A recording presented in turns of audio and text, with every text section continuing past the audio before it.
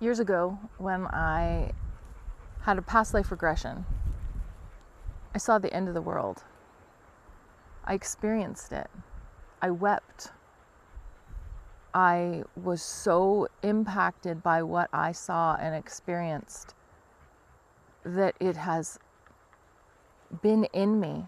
I've been carrying it, wondering if it was an illusion or a memory or something I was tapping into from a future, from a timeline that I had experienced and come back from, or something that lay ahead. And knowing that time is not linear, there's a sense in me that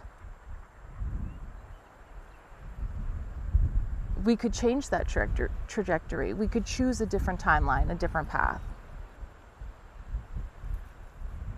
But today, I felt very affronted when I saw something that really hit home. And there's been many.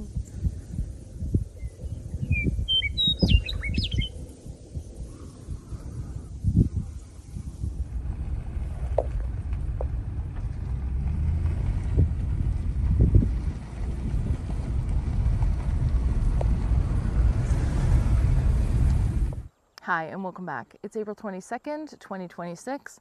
And wow, if you're watching this, this means you're surviving and that you are managing your way through this heaviness, this last stretch, like I said in my previous video, of this long road trip that we're just so tired of being on and we just want to get there.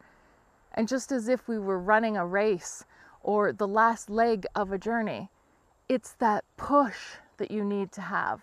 It's that commitment to where you're going, to reach that point in your mind that you can visualize, that you know exists. You can't see it quite yet, but you know it's there. And you find everything within you to help push you in that direction. And the wind confirms. And you'll notice, hopefully, that the sound is better because something has changed. And my microphone, one of the many that I purchased trying to make them work in the past, is working today.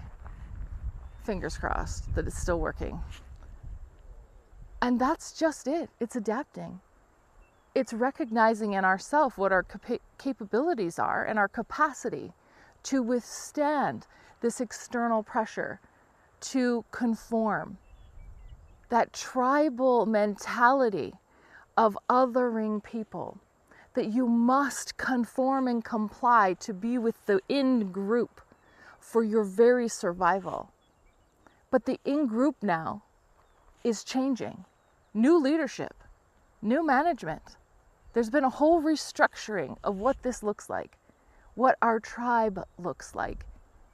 It's the people who have been carrying the burden and the weight, doing all the legwork, the frontline workers, the people who are what we would have called the grunt work, the real meat and potatoes of what's happening. The shift has occurred. The realization, the awakening, that all that has been built on that laboring. The laboring, mostly, of women. Carrying the mental, emotional, physical, and spiritual burdens of a patriarchal, tribal mentality of othering women, minimizing their work, gender roles. All of the positions that have been reduced as though they are less valuable, when in fact, they are what has carried the tribe forward.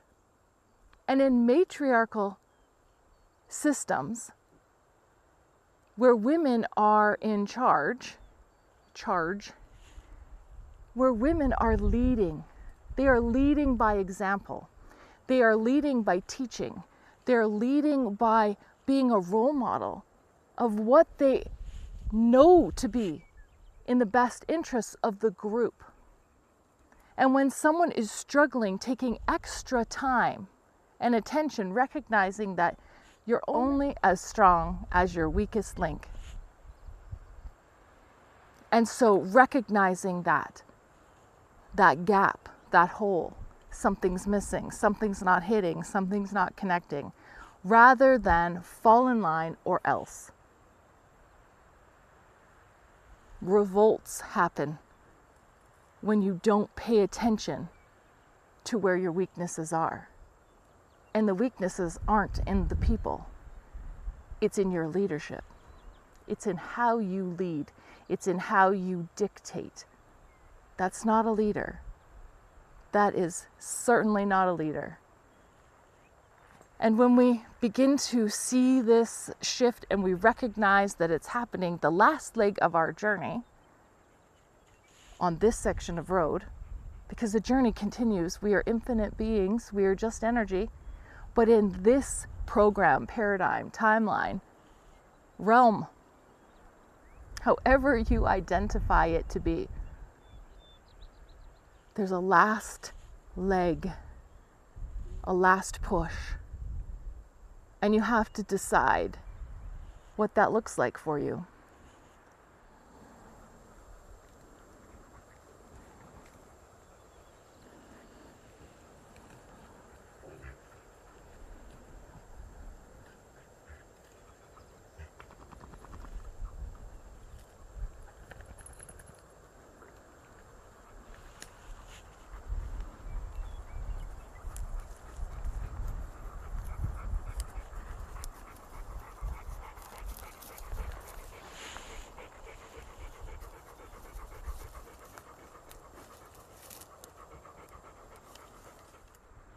Years ago, when I had a past life regression, I saw the end of the world.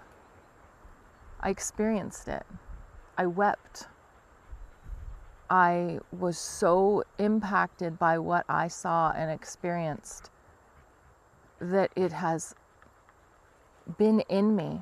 I've been carrying it, wondering if it was an illusion or a memory, or something I was tapping into from a future, from a timeline that I had experienced and come back from, or something that lay ahead. And knowing that time is not linear, there's a sense in me that we could change that trajectory. We could choose a different timeline, a different path. But today, I felt very affronted when I saw something that really hit home. And there's been many, many things along my path and our collective journey that has really resonated with this imagery that I had experienced so many years ago. But today, on my way out here, all the cows were being moved. 2 cowboys were, with their cattle dogs, were moving the cows. But there was a trailer with a massive water retainer. So it's kind of makeshift for water. And in my past life regression, where I had experienced this end of world times, that was one of the major things, was that this massive drought happens and major cataclysmic events happen with earthquakes, with all of the things we had heard over time about coastlines falling into the ocean, but also cracking and erupting in places that were so unexpected, about a whole disjointed society that at one time was so focused on making money and succeeding and being something and collecting things, that instantaneously fell away. And that all the worries and concerns about not being able to pay for something or not being able to feed, or all this fear that we had, instantaneously reduced with this antagonist, this moment that really challenges our humanity. And that our focus then goes to, how can we help? As opposed to just ourselves. How can we help? Systems falling away. No banking systems, no structures or organizations or systems can withstand this level of destruction. I have to keep stopping because it actually, my whole body tenses up so much that I have to take a break and just allow this to pass through me. Because this experience that I had was so intense, and it has been on my mind for, has to be at least 13 years ago that I had this past life regression during a time of major crisis in my life again, where I was open to understanding what was happening in my life. How was I contributing to my experiences and my challenges, and where were the gaps in my understanding and knowing, so that I may explore them and to resolve ancestral wounds, generational wounds, especially in my maternal line. The women that never had the opportunity to become fully what they were meant to be, what they had to offer, because of such a systemic tribal society based on patriarchal, capitalistic systems. So in this vision that I held and had and experienced, and it actually rocked. I've mentioned briefly before about having this past life regression and how it rocked the practitioner. It really impacted him as well. He was so moved by it, because in this I saw versions of the lockdown in 2020. I saw these cataclysmic events, like I said. I saw how what was once so important was no longer important. So when I had these revelation experiences back in 2024 with the angels, with the ascending images in the clouds and the geostorm, with every video that I make, something is showing up. And I kept moving it to the side because that seems so egoic to assume that I would know something so important, and I still feel that. So I internalized it as though it was my learning, my experience, my understanding moving forward, and how I could best translate that for changes within my own life. But today, and can you hear that?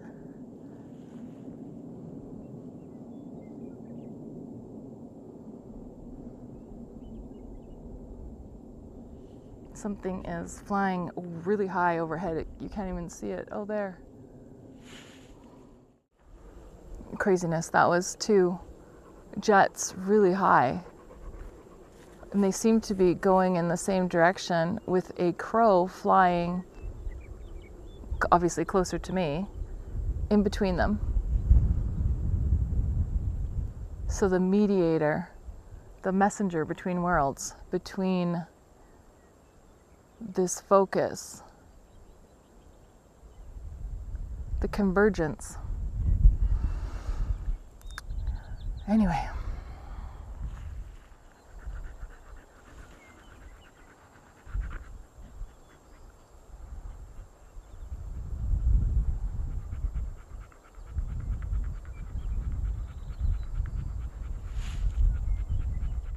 So what do we do about all of this? What's the value in knowing it? Because that's been something that has been on my mind, is why share this?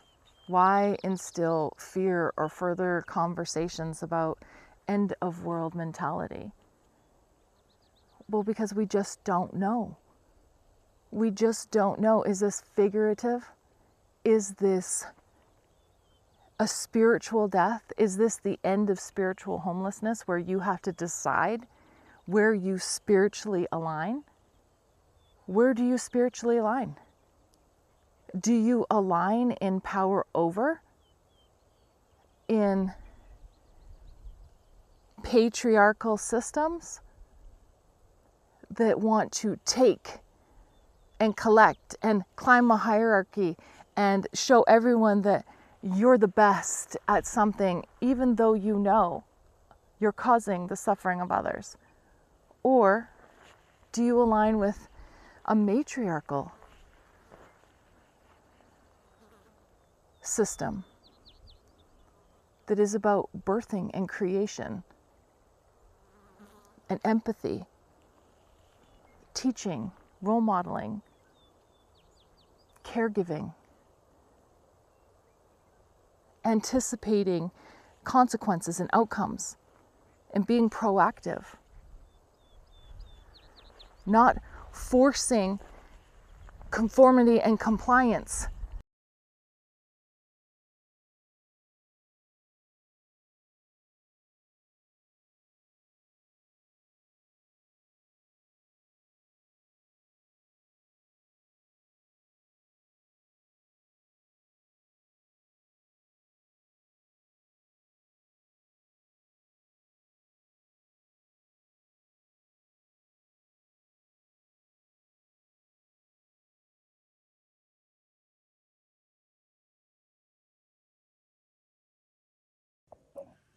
Thanks for watching, everyone, for liking, sharing, commenting, and subscribing, and for being part of an awakened community, challenging the norms and investing themselves in creating a future we choose to live within.